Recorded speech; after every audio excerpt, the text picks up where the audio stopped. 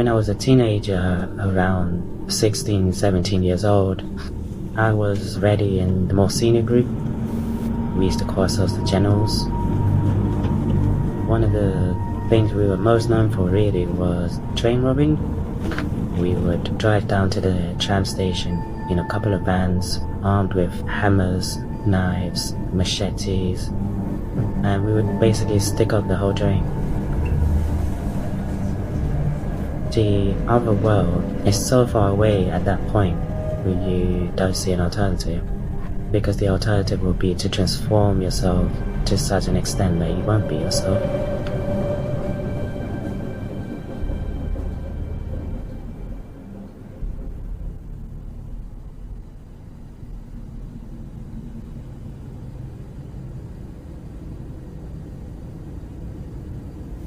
I remember being excited. What I did know was that this was a place that was much richer than where I came from. My parents, they had several jobs throughout the day. Cleaning offices, cleaning houses, that's how they survived. And so actually my sister was in charge of really looking after us. Where the culture shock came was the language. In school, I was usually put in the lowest bands. You can imagine the majority of the people in those classes were kids like me from the local council estate and a lot of migrants from everywhere really. Most of the teachers we had were substitute. It felt that they were just babysitting us. I don't really remember having any particular aspirations really. I guess the priority quickly became one, I would say, of survival. There was definitely an atmosphere where you always had to have your guard up. All the kids would try and make me a victim and steal my money or steal my belongings from my bags. And so we formed a group of kids who lived in the area. We would walk together to and from school. Eventually we were so close we'd stay in each other's houses as if we were family. We'd even share clothes. To begin with, it was quite innocent, and it was just a group of kids who had come together to protect themselves. But eventually, because of the different kids who, by extension, would have older brothers or other friends who were getting involved in certain things, we started doing some of those things too. I could speak for myself and my friends. The majority of us were deeply affected by the things we were doing. But there were rewards to it. I had access to material things that I didn't grow up being able to have. Even if I didn't understand it explicitly in terms of structural violence, you can see the disparities between how certain people live and how you live.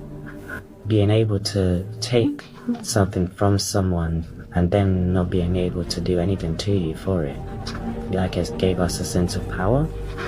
It gives you the feeling that you do have some control over your life, and not only that life is happening to you.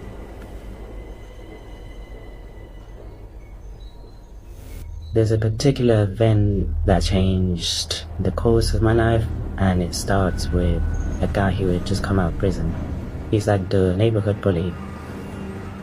My friend was going out with somebody who this guy wanted to be with, so he'd stand outside my friend's house and constantly harass him and throw stones at his windows.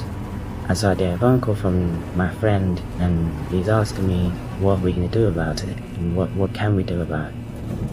I called my friends, my gang, and they said, yeah, we'll come. But my gang isn't from this area. I made the mistake of calling one of my other friends on the estate.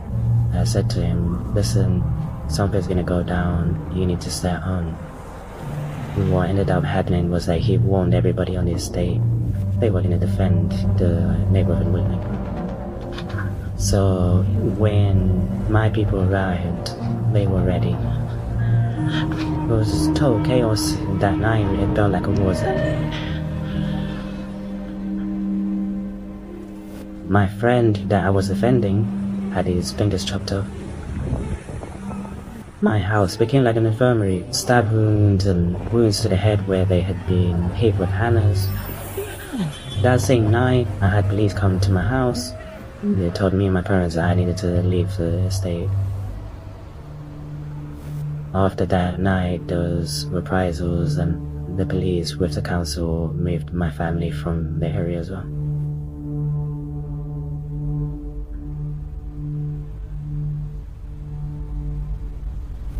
When the panic attacks began, I had no idea what was going on. I had dreams of being in danger, my life being threatened.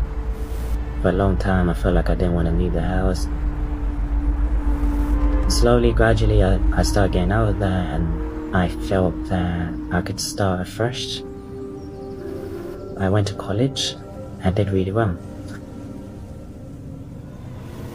But at that point, I felt that the only way I could make a difference was going around schools and giving presentations to children who were at risk of joining gangs.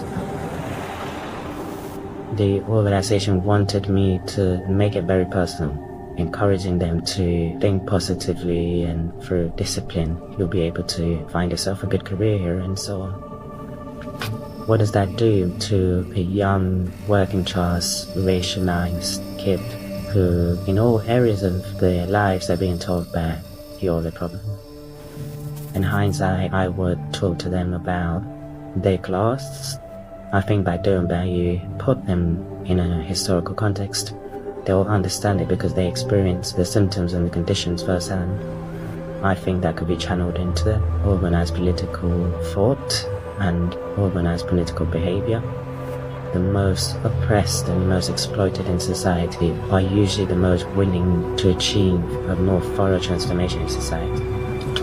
We have to listen to the voices of these young people living in impoverished conditions, telling them how to organize themselves politically so they can take action to end the conditions that they live in.